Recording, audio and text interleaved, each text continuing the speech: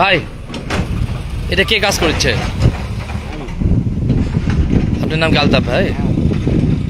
আচ্ছা, কি মানে এই জমিটা কিনেছেন আপনি নাকি? কার কাছ থেকে? অমল। অমল তো ইন্ডিয়া চলে গেছে। মানে ইন্ডিয়া চলে গেছে, তারপরে আসে আপনাকে রেস্টে দিয়ে গেছে। কতদিন আগে দিয়ে গেছে রেস্টে? 3-4 মাস। আর ইন্ডিয়া গেছে কতদিন হলো? তো এইটা এখন কৃষি অফিস বলতেছে অমলের বাবা কৃষি অফিসকে দিয়ে গেছে এটা। হ্যাঁ, ওর বাবা দিয়ে গেছে। আর অমলের তো 2 ভাই। কতখানি জমি এখানে? 10 শতক। মানে ওর বাবারই 10 শতক। তো এই জমিটা বাবার নামে নেই তো, অমলের নামে। অমলের নামে কি আছে? খারিজ খাজনা আছে। কৃষি অফিসার বলছে যে পাট অধিদপ্তরের নামে এটা দেওয়া আছে দীর্ঘদিন আগে, তার বাবা দিয়ে গেছে। আমি তোর বাবার তো নামে যাচ্ছি না, যাচ্ছি হলো তো একদিন হ্যাঁ 3-4 মাস আগে তাহলে ইন্ডিয়া চলে গেছে, তার মানে তো জমি এটা এনিমি হয়ে গেছে না? ইন্ডিয়া থেকে এসে কি বিক্রি করতে পারবে? আপনিও তো বলতেছেন যে সে ইন্ডিয়া গেছে, আমরা সবাই জানি ইন্ডিয়া গেছে, মেলা 20-25 বছর আগে চলে গেছে ইন্ডিয়া। তাহলে যদি কেউ ইন্ডিয়া চলে যায় তাহলে তো সেই জমিটা সেটা বৈধ হবে না।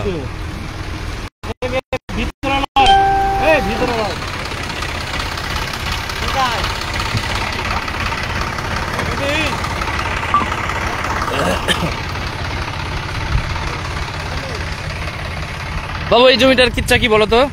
সঠিক বলতে পারবো না। কেন, তোমরা নাকি এর সাথে জড়িত আছো? তোমরা কি বিক্রি করেছো এটা? তোমার নাম আসতেছে কেন? আমার নাম কি? তোমার নাম আসতেছে যে তোমরাও এটার সাথে জড়িত আছো। তো এটা তো জানো অমল কতদিন আগে চলে গেছে এখান থেকে ইন্ডিয়া? আমার বহুত দিন 20-25 বছর, তারও বেশি, ওরকম হতে পারে, তাই না? আর এই জমিটা কার, অমলের না অমলের বাবার? আমার সঠিক ধারণাই নেই। তোমাদের নাম কেন আসতেছে? আমাদের জায়গার না তো এটা। মুরব্বীর বাড়ি কোথায়? হ্যাঁ, এখানেই। এই জমিটার কি কিচ্ছা জানেন নাকি? কার জমি এটা? অমল নির্মল 2 ভাইয়ের। 42 শতক। আচ্ছা, তো তারা ইন্ডিয়া চলে গেছে কতদিন আগে? 20-30 বছর তো হবেই। নির্মলের এই যে এখন যে মহাদেবপুর বাস স্ট্যান্ডে যে জীবনের দোকান আছে, ওই দোকানটা নির্মলের ছিল না? 20-30 বছর হবে। হয় না মনে হয় 30 বছর হয়, 20-25 বছর হবে। আচ্ছা, যাই হোক, সে যদি এখন ইন্ডিয়া থেকে এসে এই জমি কাউকে রেজিস্ট্রি দেয় সেটা কি হবে? সম্পদ থাকলে তো হবেই। আমার সম্পদ তুমি দিতে পারবেন না। এইভাবে হচ্ছে। মহাদেবপুর দর্পণের সাথে প্রায় যারা দেশে বিদেশে লাইভে সংযুক্ত থাকেন সকলের প্রতি আমি শ্রদ্ধা জানাচ্ছি। এই যে এই জমিটা এখানে লালপাড়া, এটা হচ্ছে এই কুশার সেন্টার যে রাস্তা দিয়ে চলে আসলো, এই রাস্তাটা কুশার সেন্টার দিয়ে এটা চলে গেল হচ্ছে বস্তাখাড়ি, এদিকে চিটাগাং অটো রাইস মিল এটার সাথে লাগানো। এবং এই জমিটা আমরা কৃষি অফিসের সাথে কথা বলেছি। তারা বলেছেন যে এটা পাট অধিদপ্তরের নামে এটা 10 শতক জমি রেজিস্ট্রি দিয়েছেন হচ্ছে অমল এবং নির্মলের বাবা। সেই সূত্রে তারা এই জমিটা এতদিন ধরে এটা ঘিরে রেখেছিলেন, তারা ভোগ দখল করেছিলেন কৃষি অফিস। কিন্তু এখন এই যে এই আলতাফ হোসেন তিনি বলছেন যে নির্মলের কাছ থেকে কিনে নিয়েছেন। তিনি অবশ্য বলেছেন যে নির্মল ইন্ডিয়ায় গেছে এবং ইন্ডিয়া থেকে এসে 3-4 মাস আগে তাকে রেজিস্ট্রি দিয়েছেন। তো এইটা এখন কতটুকু গ্রহণযোগ্য হবে? আর এই যে সরকারি জমি এই যে ইয়াতে ঘিরা ছিল, তাই না? এই যে এই এবং প্রিয়সুধী আমরা যেটুকু খবর পেয়েছি সেটুকু হচ্ছে যে এইখানে কৃষি অফিসারের ড্রাইভার মিঠু এই জমিটা দেখাশোনা করতো, কিন্তু কিভাবে এটা আবার হাত বদল হলো সেটা এখন দেখার বিষয়।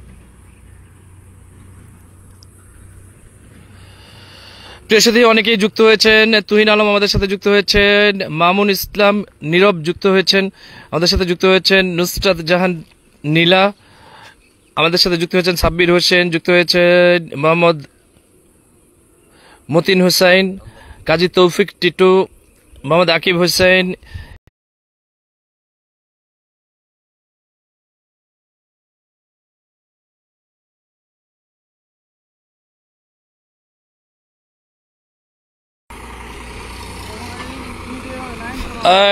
আরো যারা যুক্ত হয়েছেন আমাদের সাথে,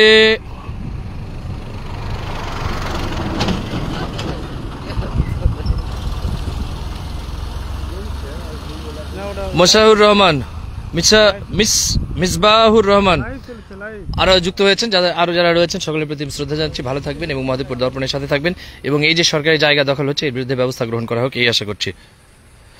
সঞ্জিত বিশ্বাস যুক্ত হয়েছেন মোহাম্মদ মনিরুল ইসলাম, যুক্ত হয়েছেন সবজিব হুসাইন, আকিব হুসাইন, একে আজাদ, সকলের প্রতি শ্রদ্ধা জানাচ্ছি। ভালো থাকবেন।